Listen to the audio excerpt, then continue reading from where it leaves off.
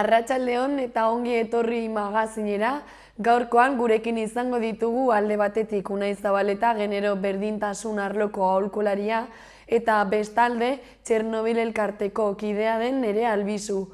Baina orain has gaitezen betiko edukiekin.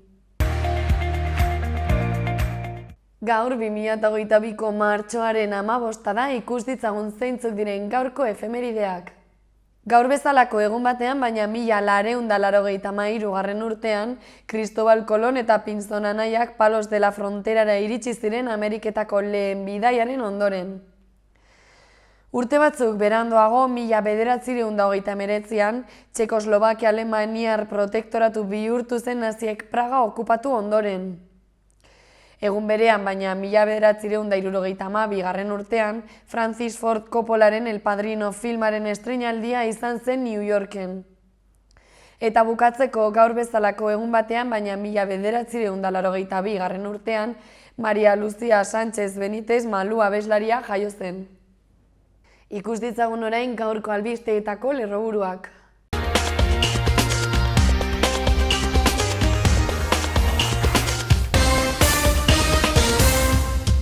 Arratsaldeon eta ongi etorri bertan berri albistegira, gaur martxoaren 15 da asteartea, hauek dira Iruñerriak eta Nafarroak utzitako albiste nagusienak.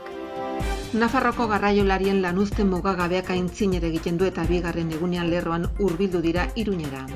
301 koronavirus kasu berri erregistratu dira astelenean. Pirinioa zure aukera lurraldea eta bertakoak ahalduntzeko kanpaina abiatu du Nafarroko gobernuak. Osasun departamentoak lehen arreta sustatzeko plana aurkeztu die Nafarroa iparraldeko alkateei. Bere hilketaren 18. urteurrenean Donibane auzoan gogoan izan dute Angel Berrueta. Alsasuko gaztei 62 urte arteko espetxe zigor eskatu zuen fiskalak Espainiako Auzitegi Nazionaleko fiskalburu izan nahi du. Lehen mailako arretan eta osasun mentalean segurtasun botoiaren bidez alarma sistema instalatzeko lanak amaitzean. 34 herrialdek parte hartuko dute Nafarrora helduko den gimnasia erritmikoko lehen frogan. Iruñako udalak jaietan komunak instalatu zaindu eta mantentzeko kontratuaren lizitazioa onetsi du. Iruñako udalak zientzia ikasgelatara eramanen du jolasa ardaz duten jardueren bitartez.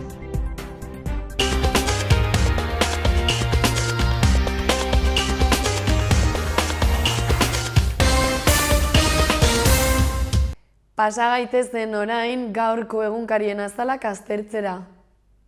Eta orain errepasatuko dugu aste honetako agenda. Gaur martxoaren 15 asteartea Kirmen Uriberen elkarrekin esnatzeko ordua liburari buruz hitz egiteko arratsaldeko 6etan bilduko da irakurle kluba Iruñeko Zibikanen. Bihar martxoaren 16 asteazkena, arratsaldeko 5:30 familiarteko lantegi tailerra ingurumen heziketarako museoan. Beranduago arratsaldeko 7:00 Everybody Needs Heroes antzerkia ikusgai Nafarroako antzerki eskolan. Arratsaldeko 7:00 ere, baina Txandrako Euskaldunon biltokin, lehen sorospeneko ikastaroa eskainiko da, Egues Osasun Larrialdietako taldearen eta Xabier Billabona Losarko serizainaren eskutik. Eta arratsaldeko 8:30 Leizeak taldea kontzertua eskainiko du herriko tabernan. Martxoaren 17an osteguna goizeko 10:00 Uhinak dokumentalaren emanaldia izango da Zibibox Kondestablen.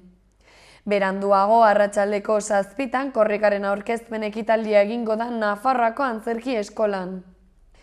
Eta arratsaldeko 7:00 ere, baina geltokin korrika kulturalaren eskutik dastaketa. Ordu berdinan, baina Aitzina tabernan, bertsori, bertso saioa, Julen Beraldo de Kiros, Ane Beloki, Idoia Granizo, Usua Martinez, Bitxori Elizalde eta Aner Peritzen eskutik. Eta ostegunarekin bukatzeko arratsaldeko 8:00 mintza praktika Katakraken Iruñerriko AEKaren eskutik.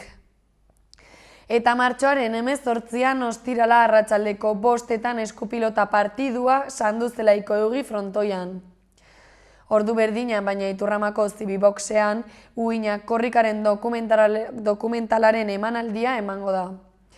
Bestalde, arratsaldeko 7:00 sex berdinak antzerkia ikusgai uharteko kulturetxean Aitziber Garmendia eta Telmo Iruretaren eskutik. Eta ostiralarekin bukatzeko Lardazka liburuari buruz hitz egiteko irakurle taldea bilduko da Katakraken arratsaldeko 7:00. Aztertu ditzagun gaurko egunkarien azalak. Diario de Notiziasekin hasiko gara. Lerroburu nagusienak dioenez, Nafarroak 500 errefuxiatu ukrainar baino gehiago izango ditu aste honetan. Beherago argazki batek lagunduta horrela dio hurrengo lerroburuak. Garraioko grebaren lehen eguna. Eta azalaren goiko aldera itzulita hori azpimarratutako lerroburuetako lehenengoak horrela dio. Nafarroa bakarrik edo esnearekin 54 urte geroago. Eta bigarrena, Ainhoa Tirapu emakumezkoen futbol ligako lehendakaritzarako aurre hautagaiaren aipua da eta horrela dio. Emakumezkoen futbolak marka propioa lortu behar du. Bestalde egunkariak azpimarratu du gobernuko kideak kezkatuta daudela UPN-PSN-era hurbildu delako. Eta horretaz gain egunkariak ohartarazi du COVID-19 kasuek gora egin dutela 2 hilabetez behera egin ondoren. Beherago Diario de Notiziasek jakinarazi du 257 adingabe daudela osasun mentaleko lehen kontsultaren zain. Honen azpian egunkariak nabarmendu du Arrotxapeko indusketa batean erdiaroko aztarnak aurkitu dituztela eta bukatzeko gobernu zentralak gaur argindarraren bonus sozialaren erreforma onartuko duela jakinarazi du. Orain Diario de Navarrara pasako gara. Egunkariaren lerroburu nagusienak dioenez, aurrez aurreko arreta berreskuratzeko eskatu dute Nafarroako gaixoen elkarteek. Beherago argazki handi batek lagunduta Ukraina eta Errusiaren arteko gerrari buruz hurrengoa idatzi du egunkariak. Izua zabaltzen ari da Kieven. Bestalde egunkariak gorriz nabarmendu du garraiolarien greba mugagabea nekez nabari dela Nafarroan. Eta azalaren goiko aldera itzulita egunkariak grisez azpimarratu duen lerroburuetatik lehenengoa, Ana Campillo tuterako osasun arloko gerente berriaren aipua da eta horrela dio. Profesionalak mantentzeko erronka dugu. Bigarrena ordea horrela dio. Baluarte bete batek sazekin batera abestu du. Eta bukatzeko 3. lerroburuak dioenez, osasunak Iker Benito lotuta dauka. Gararekin jarraituko dugu orain. Azalaren lerroburu nagusienak dioenez, euskal preso bat absolbitu dute giza eskubideen Europako auzitegiak Aristaini buruz emandako epaian oinarrituta. Honen azpian argazki batek lagunduta hurrengo lerroburuak horrela dio. Parisek Korsikara bidaiatu du kolonaren aurkako erasoaren ondoren. Eta horretaz gain egunkariak azpimarratu du Amerikako Estatu Batuak presioa egin diola Txinari, baina ez duela kontakturik eten. Bestalde Lakuako Next proiektu batek ere ez duela finantzaketari jaso oraindik jakinarazi du Garak. Gainera hurrengo lerroburuak horrela dio, behin betiko urratsa emakumezkoen futbol ligan. Eskuineko aldean gehiengoaren babesa erretiro goiztiarragora hartzeko idatzi du egunkariak. Eta bukatzeko azkeneko lerroburuak dioenez, Elga argindaren presei zergak igotzagatik faktura arintzeko. Berria egunkaria aztertuko dugu orain. Kulturari buruz goiko eskuineko aldean egunkariak hurrengoa idatzi du. Eulalia Baitu argazkilariari buruzko ikuskizun bat estreinatuko du Loraldiak gaur Arriagan. Beherago azalaren lerroburu nagusienak dioenez, EAen euskara derrigor duten lanpostu publikoen proportzioa ez da aldatuko. Eta honen azpian argazki handi batek lagunduta horrela dio hurrengo lerroburuak, maskara gabe barrenean. Beherago argazki txikiago batek lagunduta horrela dio hurrengo lerroburuak, migratzaileak bide seguruen alde. Bestalde egunkariak urdinez horrela azpimarratu du. Bat formula prest daude auto berriak. Eta bukatzeko Parisek bihar Darmanin barne ministroa bidaliko duela Korsikara negoziatzera jakinarazi du berriak. Euskal Herria irratia bukatzeko lerroburu nagusienak dioenez, espetxeratzea saiesteko akordioa sinatu dute Arrotzapeko gazteek. Bestalde, PSN-ren eta UPN-ren hurbilketarekin kezka agertu dutela Geroa Baik eta EH Bilduk nabarmendu du Euskal Herria irratiak. Eta bukatzeko hizkuntza eskubideen behatokiak NUPen euskarak dituen hutsuneak bilduko dituela jakinarazi du. Movistarren pertsonen bizitza hobetu nahi dute izan ere orain gigabaterainoko zuntza, datu infinituak eta Movistar Plus futbolarekin izateaz gain, smartphone bat eta Netflix 3 hilabetez izan ditzazkezu opari gisa.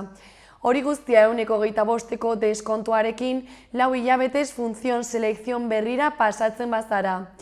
Pasa zaitez Movistarrera eta zuk zeuk ikusi zergatik den bizitza apur bat hobea.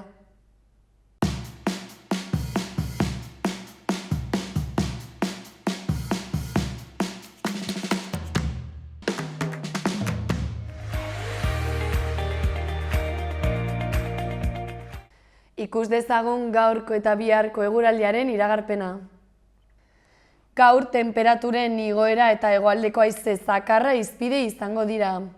Temperatura maksimoek 20 gradu zentigraduren muga gaindituko dute ipar isurialdean eta lekuren batean 25 gradu zentigradura ere hurbil liteke. Giroa nahiko argia izango da Kantauri isurialdean bereziki, erdi mailako hodeiak eta goi-hodeiak nagusituko dira, baina hauts gandua dela eta zerua lauso ikusiko dugu. Hego edo hego-ekialdeko haize zakarra ibiliko da, bolada oso gogorrekin bereziki ekialdeko haizeguneetan. Asteazkenean temperatura jaitsi egingo da arratsaldean eta amaieran euria izango dugu bueltan. Hodeiak ugarituz joango dira eta arratsaldean zerua estalita geratuko da. Egunaren bigarren partean gainera euri apur bat egin dezake bereziki gauean eta ipar isurialdean. Goizean hegoaldeko haizea ibiliko da, baina arratsaldean ipar mendebaldetik finkatuko da eta horren eraginez freskatzera egingo du. Temperatura maksimoak asteartekoak baino 2 edo 4 gradu zentigradu baxuagoak izango dira leku askotan, Kantauri isurialdean bereziki.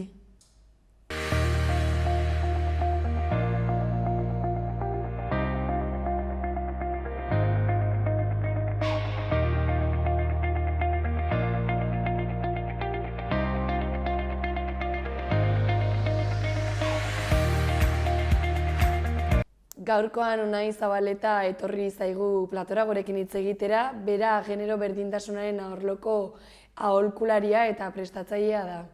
Kaixo, Unai? Kaixo, Jolene, zer moduz? Ongi, zu zer moduz? Ongi, primeran, pixko bat urturi beti bezala, baina ongi. Bueno, ongi, posten naiz. Konta iguzu pixka bat, Unai, ze proiektu montatan ibiltzen zara? Bueno, nik beti esten duana nago 1000 gauzetan beti sartua. Eta oraintxe bertan batez ere edo lehentasuna ematen ari diot, esan duzunari ez, aholkularitza lan honi baita ere formatzaile moduan. Orduan batez ere egiten dudana da bulegoan lan egiten dut, diagnostikoak eta berdintasun planak egiten enpresentzako. Gero baita ere berdintasunaren arloko beste zenbait proiektutan nabil eta batez ere edo gaiarekin edo gaur hitz egin behar dugunaren arira, eramaten ditut maskulinitate tailerrak eta eramaten ditut gizon taldeak eta horlako formakuntzak. Adibidez, maskulinitate tailerrena, ze gai jorratzen dituzu tailer horietan? Bueno, maskulinitate tailerrak badira gizon talde batzuk, orokorrean 10 saiokoak edorlaz, gutxi gora bera jendeak irudikatzeko ez nolakoak diren, astero edo 2 astero elkartzen gara gutxi gora bera, eta orokorrean, talde bakoitzak finan da ezberdina, baina orokorrean egiten duguna da saio bakoitzean gai bat landu, beti noski, beti ere maskulinitatearekin eta berdintasunarekin zerikusia duena. Orduan, nola egiten dugu hau? Lehenengo beti egiten dugu aurkezpen saio bat, ez denok elkar ezagutzeko, eta baita ere gaia pixko bat gaiari sarrera emateko. Eta gero horren ondoren joaten gara jorratzen zenbait gai. Gai horiek lehendabizikoa beti izaten da edo izan ohi da sistema, sexo-genero sistema eta noski berdintasuna, gizon eta emakumezkoen arteko berdintasuna, baina gero lantzen ditugu maskulinitatearen eta emozioaren inguruko harremana, baita ere lantzen dugu indarkeria matxista, lantzen dugu komunikazioa, espazioa, boterea, baita ere, horrelako gai pila bat, denak noski zerikusia dutenak maskulinitateen kontu honekin. Eta zenbateko parte hartzea daukazu tailer mota hauetan? Hori depende asko. Bada lekuaren arabera eta beste faktore askoren arabera. Izan ditugu 18 edo partaideko taldeak, horiek agian handienak, baina baita ere eraman ditut 4-5 gizonezko taldeak. Orduan, hori azken finean parte hartzaileen eta perfilaren arabera da, baina demagun orokorrean nik beti esten duana talde ideala edo izango zen 8 gizonetik 12 gizonetara gutxi gora bera. Aipatu diguzu pixka bat zertan datza tailerra ez eta ze gai mota jorratzen dituzuen, baina gero berez zein da helburua, zuk zer lortu nahi duzu tailer hauen bidez edo zein da lortu nahi duzun emaitza?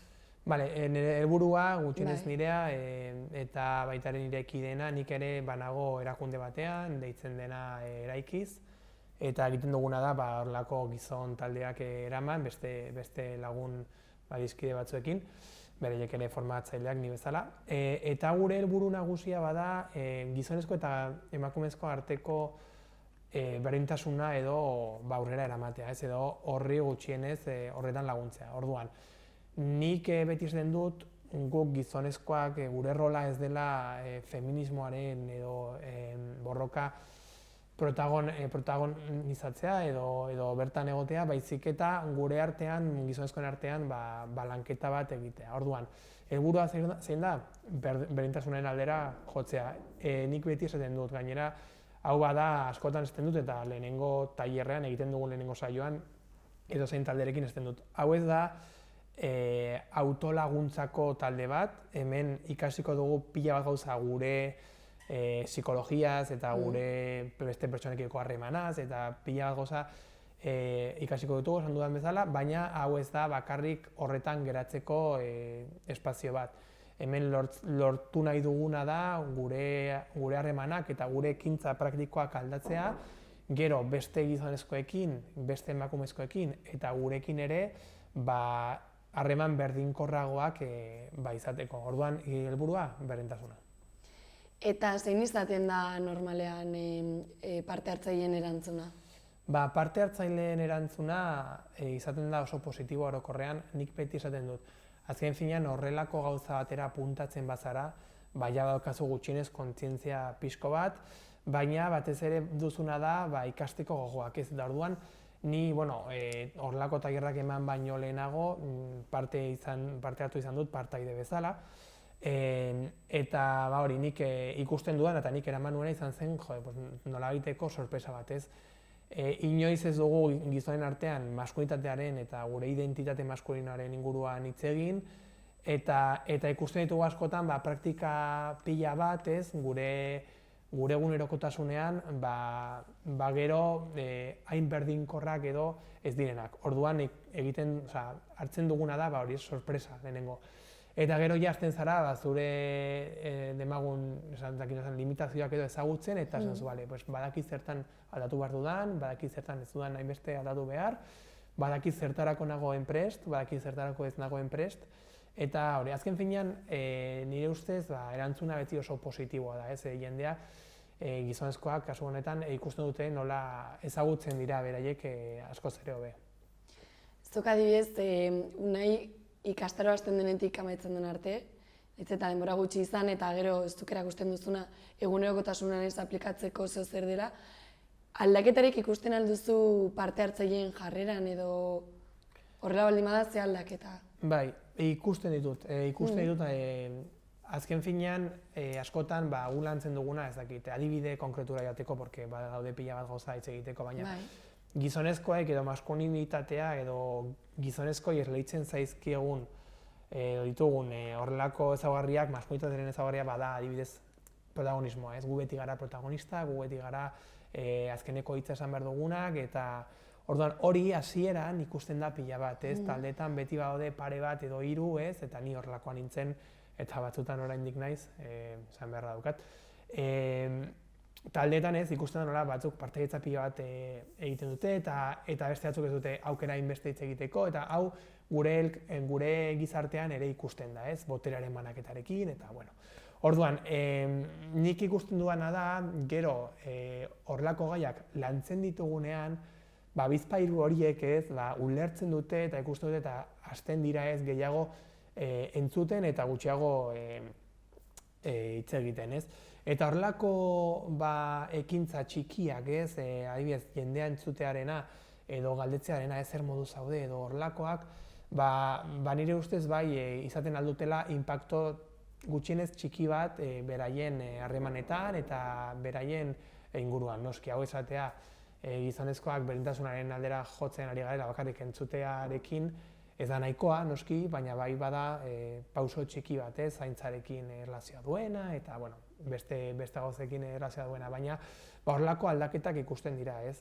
Gero badaude kasu batzuk non adibidez indarkeria matxistaren oinarriak ez diren ulertzen eta lantzen ditugunean ez dute, eski egia da, eta ez da bakarrik jotzea edo hiltzea, ez? Badaude ere mikromatxismoak, ez mikromatxismoak txikiak direlako, baizik eta begibistan ez daudelako, ez da, begibistan ez daudela ez, ikusgarri egiten ditugu eta esan dute, eske nik horrelakoak esaten ditut, horrelakoak egiten ditut, eta ez gara batzutan konturatzen, ez? Adibidez, beste adibide bat jartzeko espazioarekin edo espazioaren okupazioarekin, ez?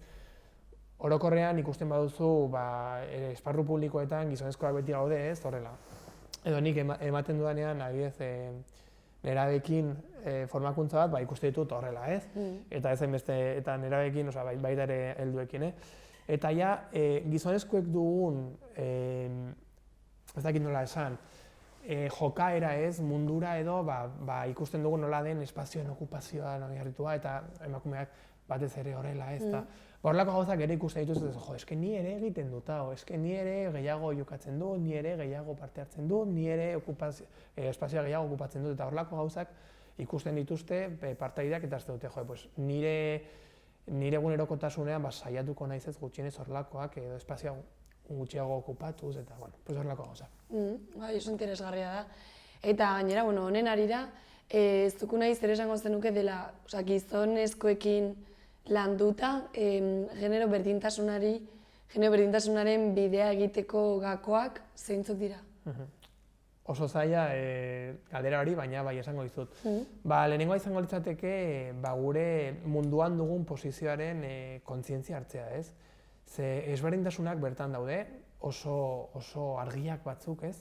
Beste batzuk ez hainbeste, baina batzuk oso argiak, orduan gure kontzientzia hori hartu izango zen lehenengo gauza. Gero protagonismoa alde batera utzi, esparru batzutan edo gehienetan edo aldugunetan.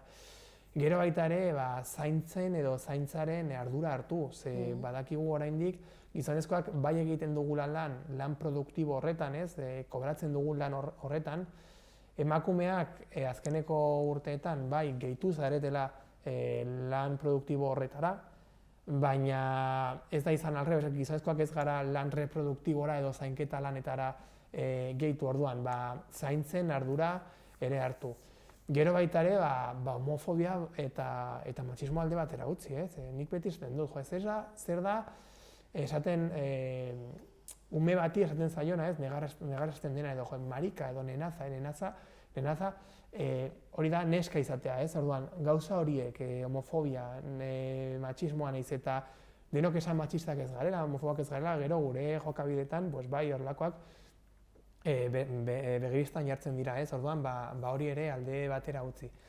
Hori ez, badaude gako pila bat, baina zaintzaren ardura, protagonismoa utzi, okupazioa, espazio gutxiago okupatu, kontzientzia hartu, eta gero noski beti nik esan dut desberdintasun larriena edela indarkeria matxista, indarkeria matxistaren aurkako jarrera aktibo bat izan, ez?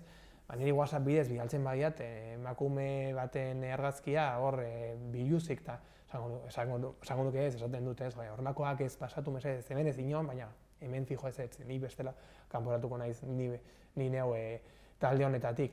Edo horrelakoak, ez, azken finean jarrera aktiboa, ez ikusten duzu zure laguna, batzutan bada gure laguna egiten duen, eta ez da oso komodoa, ez, berarekin honen inguruan hitz egitea, baina ikusten baduzu diskoteka batean hartu dituela pare bat kopa edo hiru eta dagoela arratu guztian neska baten edo neska askoren gainean, pues esan nahizu utzi jezu, ez, bakean, nahikoa izan duzu, ez, horrelako gauzak ez, jarrera aktibo bat hartzea baita ere da gako bat. Eta adibidez nahi zure tailerretan parte hartu nahi baldin badute, ez dakite orain ikusten ari direnek adibidez, non eta nola egin behar dute, zer egin behar dute hori parte hartzeko?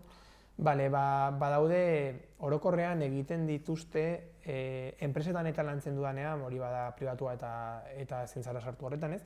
Baina udaletxeak eta beste nolabaiteko erakundeak horrelakoak antolatzen dituztenean, gehienetan egiten da publizitate publiko bat.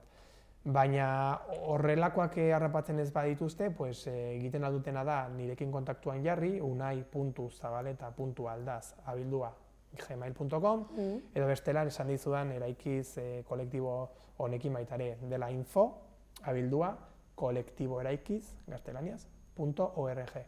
Orduan, hor gaude, egia esan ez du web orrialderik, ez du horrelako, azken finean gauza hauek batez ere lotzen dira udaletxe edo beste erakundeen antolakuntzarekin, baina hor egokitzen laga dituzte.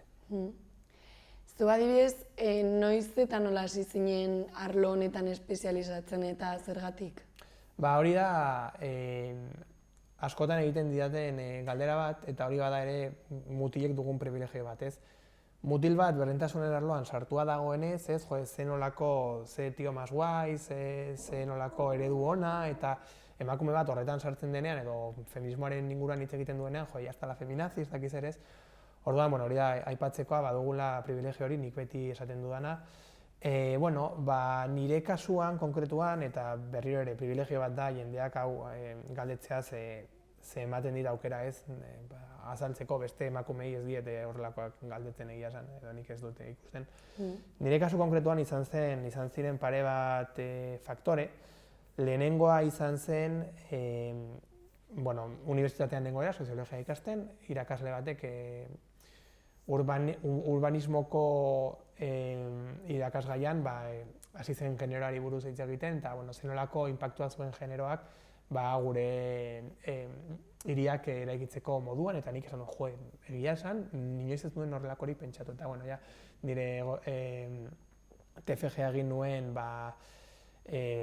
horren inguruan, generoaren inguruan, bilabesen inguruan, eta horrelakoa, eta ikusi nuen nola generoak inpakto super handia duen gizartearen arlo guztietan, eta horregatik sartu nintzen berdintasun masterra egitera, eta hortik jarraitu nintzen. Hori izan zen lehenengo arrazoia, eta bigarrena orain nire ex neska laguna dena, neska da, heteroa naiz, beti ez dut zoritxarrez edo zorionez, hetero, eta hori ez, berak bai jarri zitzaizkidan pilak ez gauza askotan, eta nik ikusi nituen nola, egia da, jokabide oso matxistak eta oso mikromatxistak nituela, berak esan zidan pila alditan, eta hori orduan, eskertzekoa beti bezala pare bat emakumei.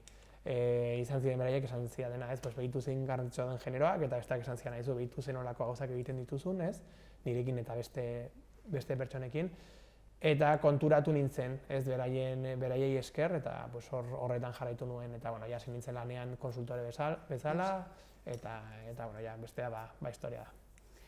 Orain elkarrizketa bukatzeko nahi, zer gehitu nahi baldin baduzu? Azken finean, nire ustez gizonezkoek jarrera aktibo bat eduki behar dugula. Hau jasan dut lehen, baina denok esaten dugu ez matxistak ez garela, denok gaude berdintasunaren alde, baina gero praktikan ez da horrela ikusten. Nik beti esaten dut, adibidez, denok ulertzen dugu zer den ez da ez, badakigu emakume batekin sexu harremanak izan behar baditugu, eta bera ez esaten badu, ulertzen dugu ez dela. Baietz esaten badu eta gero ezetz, roia moztu zaielako, ulertzen dugu ezetz dela, baina niri kontuak ez zaizkit ateratzen, ze gizonezko guztiak esaten dugu, ulertzen dugula zer denez da ez, baina gero hitz egiten duztunean eskekin, ez dut, jo, eske, haserretu egiten dira, nik esaten badietez ez, zeo zer egitera, eta orduan, kontzientzia hartzea, ez, onartzea, gizonezkoak garela, ditugula zenbait privilegio, eta ardura hartu behar dugula privilegio horiekin, berdintasunan alde jokatzeko. Orduan hori, beti, nik esaten dut, nesken borroka da, emakumeen borroka da, feminismoa, guk ez dugu protagonismorik hartu behar, baina bai hartu behar dugula nolabaiteko ardura kontu honetan, eta noski ez da ardura pasio bat, nik sinatzen aldut hemen, bozkatzen aldut ez dakit zein alderdi politiko, edo esaten aldut ez, feminista naizela edo, baina nik esan dut beti jarrera hori aktiboa eta praktikan oinarritua izan behar dela, eta hori. Oso ongi. Unai, eskerrik asko guztia gurekin partekatzeagatik, eta hemen bukatzu dut elkarrizketa orduan hori. Eskerrik asko. Eskerrik asko zuei berriro ere espazio hau usteagatik, eta berriro ikusiko gara. Hori da, eskerrik asko.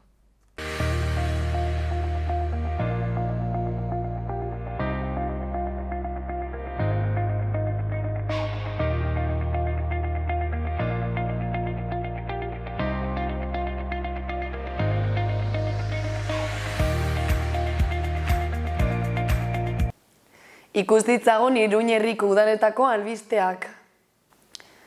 Berriro behitin euskara merkataritza munduan ere presente egon dadin, udalak dirulaguntzak emango dizkie irudi publikoan euskara erabiltzen duten udalerriko komertzioi. Bai kanpoko eta barruko errotulazioi dagokionez, bai merkataritza ibilgailuei dagokienez ere. Era berean, eremu digitalean merkataritza proiekziorako erabiltzen diren euskarriak hartuko dira kontuan. Weba, blogak eta aplikazio digitalak. Diru laguntzak gastuaren 50% izango da 3.000 euro gehienez errotulazio berrien edo euskarri digital horiek euskaraz eskaintzak sortutako gastuen gainean. Berriozarko eskola publikoak 100 urte izeneko zikloa ospatzen ari da Berriozarko udalak oroimen historiko batzordeak bultzatuta. Izan ere, 2021-2022 ikasturtean auzo zaharreko eskola eraiki zenetik 100 urte igaro direla baliatu zibilbide historiko interesgarri bat egiten ari dira herriak bizi dituen hezkuntza etapa guztietan zehar. Horretan sakontzeko honako ekitaldiak antolatu dira. Martxoaren 15ean asteartea mahai ingurua eskola publikoaren bilakaera Berriozarren, martxoaren 17ean osteguna hitzaldia 100 urte hauetako hezkuntza etapa desberdinak, eta martxoaren 20ean igandea dokumentala 100 urte eskola publikoan Berriozarren. Bestalde, Berriozarko udalak eta Berrikilan enpresa publikoak antolatutako jardueretan parte hartzeko diru laguntzen deialdia eginda 2021-2022 ikasturtekoa. Eskaera Berriozarko udaleko erregistroaren bitartez edo udaleko webguneko erregistro elektronikoaren bidez egin beharko da martxoaren 24 arte. Iruñean tokiko gobernu batzarrak San Fermin jaietarako hainbat komun instalazio jarri zaindu mantendu eta kentzeko kontratuaren lizitazioa onartu du gaur goizean. Gazteluko plazan osasungintzako trak bat eta sarrerak konektatutako 17 komun instalatzea horri ikusten da, baita hiriko hainbat puntutan gehiago banatutako 20 komun kimiko ere. Kontratuaren lizitazio prezioa 130.000 eurokoa da, eta komun guztiek uztailaren 4erako jarri beharko dira. Bestalde, Iruñeko udalak hezkuntza kurrikulumaren hainbat programa osagarri eskaintzen ditu hiriko ikastetxe eta institutuetan, eta horien artean dago ikasturte honetan El Secreto de Mania, jarduera pedagogikoa da DBH-ko 4. mailako kimika eskolen esparruan ematen dena, eta jolasean eta Marie Curie zientzialariaren irudian oinarritzen da ikaslei eredu atomikoen taula periodikoaren edo propietate zientifikoaren inguruko ezagutzak helarazteko. Guztira 26 ikastetxe publiko eta itunduetan eskaintzen da programa hau, Nafarroako Unibertsitateko Zientzia Museoaren laguntzarekin. Eta bukatzeko Iruñeko udala aztertzen ari da Ukrainako gerratik ihesi hirira iristen diren pertsonen eskura jarri ahal izateko dituen bizileku irtenbide desberdinak. Horretarako udala eskuragarri dauden etxebizitza eta egiezin guztien inbentarioa egiten ari da, horiek egokitzeko behar den inbertsioa aztertuz. Hala ere, oraingoz ez da etxebizitza sozialen eskaerarik antzeman, datozen egunetan iritsiko diren pertsona gehienek familia sarea baitute Foru Erkidegoan.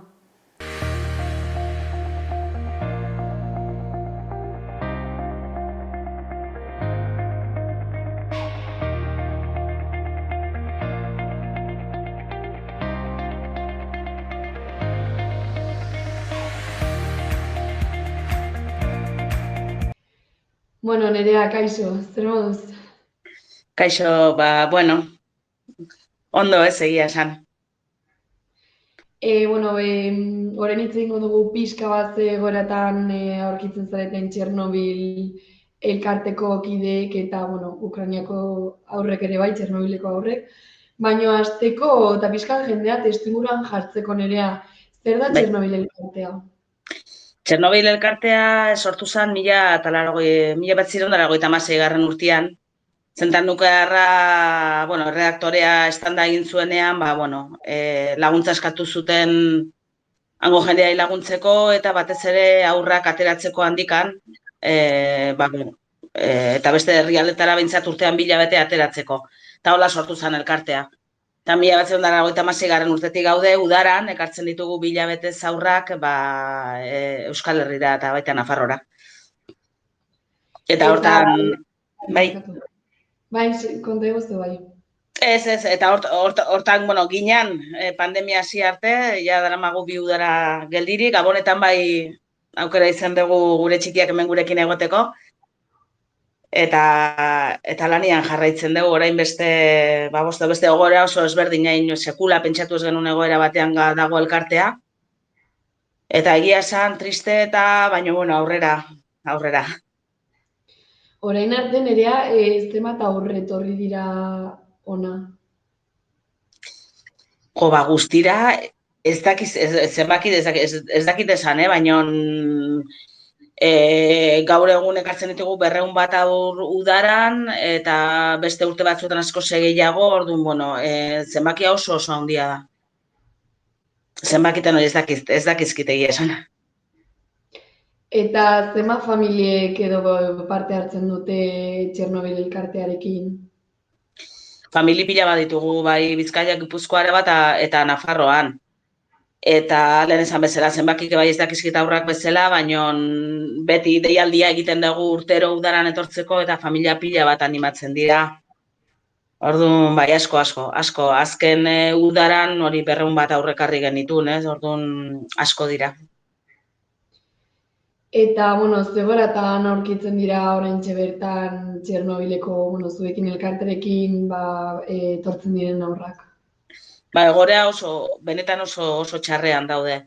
Hauek bizi dira gure aurrak, zentral nuklearraren inguruan, horregatik ekartzen ditugu, eremu kontaminatuan bizi direlako, eta frontera egiten du oso augertu daukate Bielorrusiako frontera, eta nola Bielorrusia pitunekin bat dator, handikan sartu dira bai rusoak eta bai beraiek, bielorrusoak ere, eta baita txetxenoak ere, eta sartu dira Txernobiletik eta arrun pasa dira gure txikien herri guztietatik, oia guztietatik. Eta sarraskia, hildakorik dakigunez, baten bat omen dago, baina guk ezagutzen dugun ibentzat ez zaigu iritsi, orain arte zorionez albiste hori, baina bai etxeak suntsitun,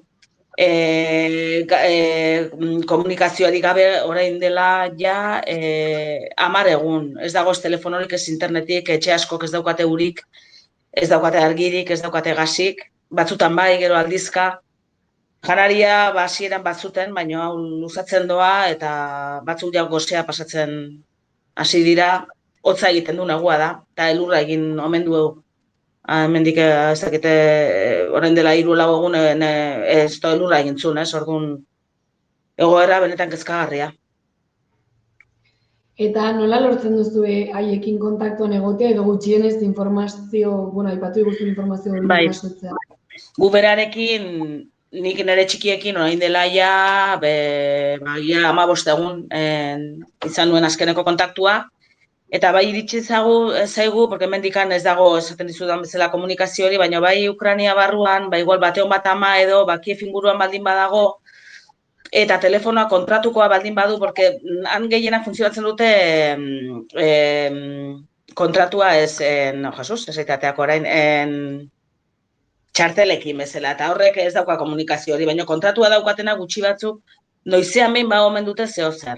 Tarrun beraien artean komunikatzen dira, eta gero guri abisua pasatzen digute. Eta da kontatzen dizudana, egoera esaten digute, bai denak kaleetatik, herrisketatik, denak rusos beteta dago, ez diete usten kotxe zibiltzen, ez diete usten telefonoz hitz egiten, denetan hartu, janari guztia eraman egiten dute, eta hori iristen zaigun albiste txikioen. Bateon bat, bai aurren bat, noiz bai mezu txiki bat, ondo gaude, edo biziri gaude, edo gozea daukat, olako mezuak, ez, gogorrak. Bai. Eta orduan nerea gauzak horrela nola antolatzen ari zarete elkarte bezala haiei laguntzeko?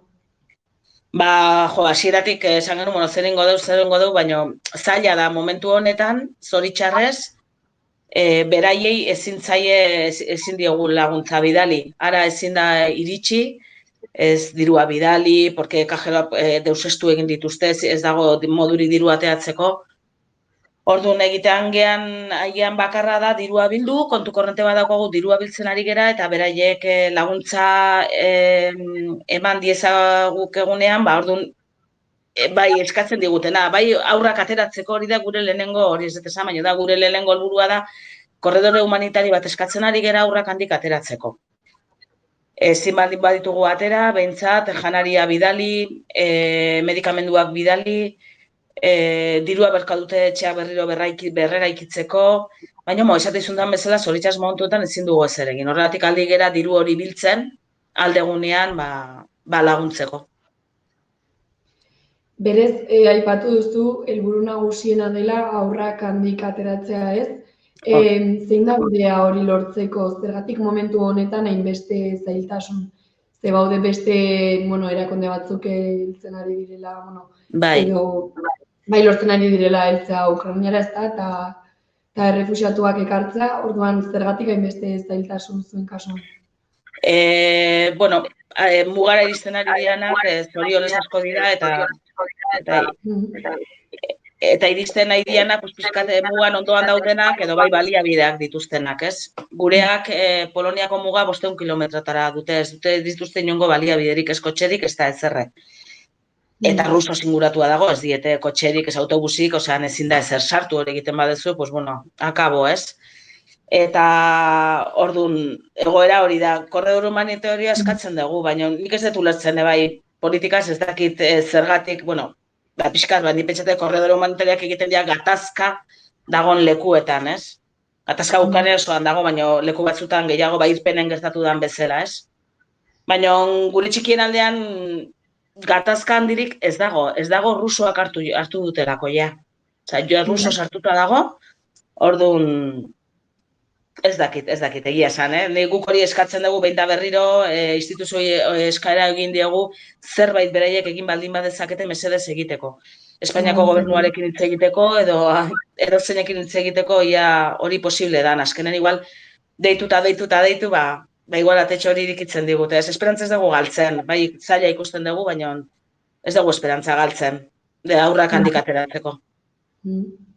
Eta bitartean, helburu nagusi bezala aipatu duzu argi dago zinen, bitartean diru bilketak eta egiten ari zaretela aipatu duzu, zein da bidea, honek horrela jarraitzen badu, zein da bidea ez pixka bat hori aurroliei laguntzeko?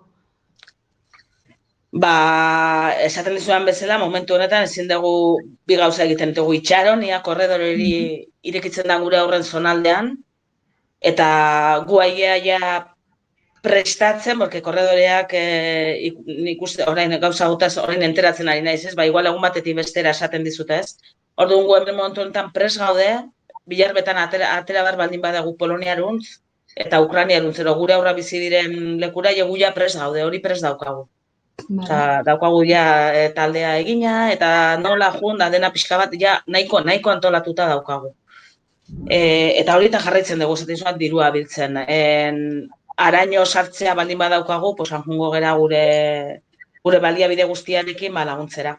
Eta bi bide horiek dira, ez? Diru laguntza alde batetik, beraiek eskatzen digutena eman ahal izateko eta korridore humanitario hori.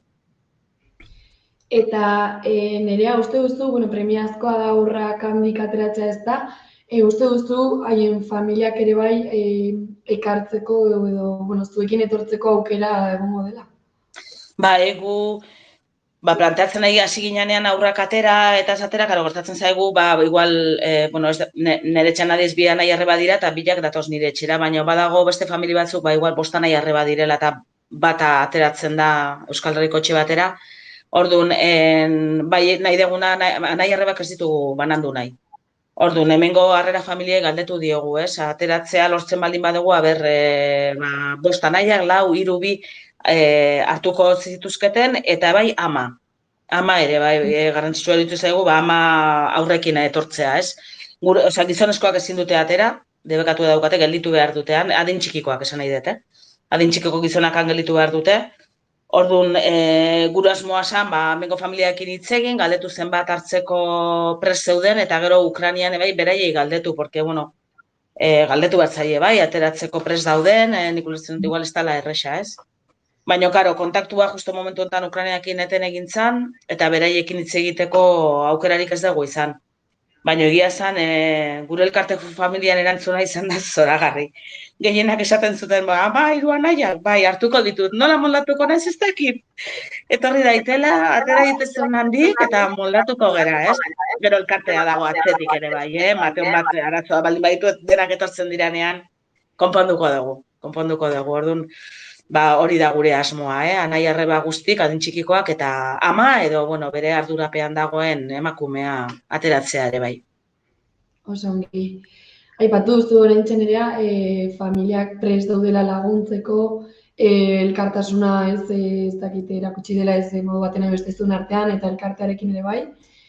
Adibidez, orain beste elkartetik kanpo edo familiaritatik kanpoko beste familiaren batzuekin lan egin nahi baldin badu eta lagundu nahi baldin badu, zer esango zenioke?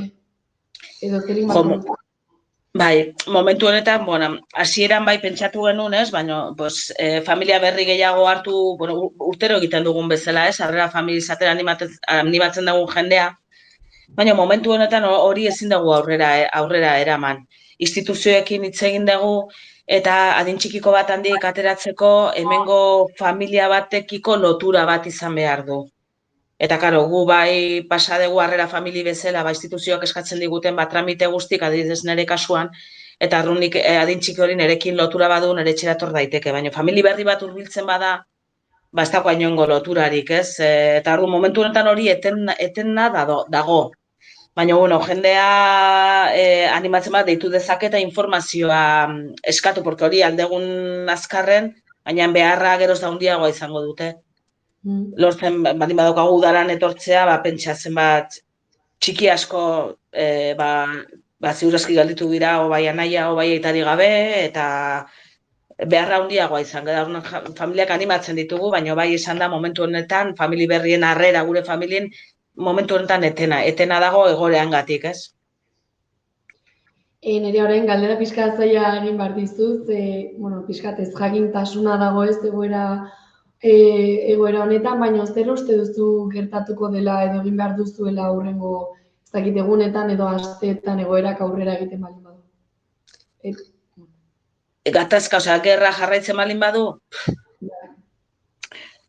Ez dakit, gu landalan gabiltza eta gure lana da, momentu honetan da, esan dizudana, ez? Prestatu edozein momentuetan korrika eta presak atera baldin bade aurren bilea da hori prestatzen, eta gero lan asko daukagu esan zuen komunikabideekin deika aritzarete eta oso gustora ematen dugu pixkate gure informazioa, eta gero izugarria da, eta nik bai unkituta nago zenbat ekintza solidario egiten ari dira, bai Ukrainarekiko orokorrean, baina gure elkartearekiko, ez, eta zenbat daukagu izan dugu balonmano partida bat, hori dirua guretzako Txernobil elkartearentzako datorren astean koru bat, batek kantatzen dut, esan du, dirua zuentzako kiroletan ere bai, eta jendea izugarri, lehenguan bai nire bizilagun bat ez daukatela inongo ez dut izan orain arte harreman handirik, eta atzo jetxi izan ez dirua eman nahi zigula, hori, gure txikiei laguntzeko, ez? Eta hortan gaude pixka bat kudeatzen, solidaritate olatu handia hau, ez? Eta egia zan horrek ematen dizu indarra, ez? Pixkate jarraitzeko lanian, eta esaten dizut momentu honetan gauza gutxi egin dezakegun, baino hori. Jendeak indarpila bat ematen digu, No, eski oso ongi pozten naiz. Orduan, nire elkarrizketa bukatzen joateko, zer egitu nahi baldin baduzu, berriro ere emate izu zuri txanda. Bueno, ez nik lehenik baina eskerrak eman, hori, horrentxe esan dudana, ez? Zenbat Ukrainiari zenbat laguntzen nahi zaion jendea, baina ni bereziki esan nahi dut gure Txernobil inguruan bizi diren aurrak izan dira beti nahiko ahaztuak. Han bizi dira jendea ez da asko beraiekin goratzen, ez esaten dugu gure harrera familiak, esan nahi Ukrainian bertan, eta izan dira, gu esaten dugu, zerberaz los grandes olvidados, ez? Eta ez dugu nahi berriro hori gertatzea. Ez dugu nahi berriro hauek han aurrak bizi dira, egoera oso txarrean bizi dira. Eta mesedez, instituzioak, Ukrainiak, ez dezala aurra hauek astu, ez? Eta familiari, animatzea laguntzea Ukrainiari, gure elkarteari, eta diru pixkat emateko aukera baldin badute, Txernobil elkartean Googleen jarrian dago kontua, edo bestela deitu ez orain pixkat aurrexago harrera familia izateko, behar handia izango eta gure txikiak, eta hori, eta mila esker egia esan Euskal Herri osoari. Bueno, nire honekin bukatutzat ematut elkarrizketa, eskerrik asko guzti hau gurekin partekatzagatik, eta, egoera zaila honetan ez, denbora hau eskintzagatik ere bai. Bale, mila esker zuei, gurekin gogoratzeagatik, eta, besarkada handi bat. Berdin, eskerrik asko.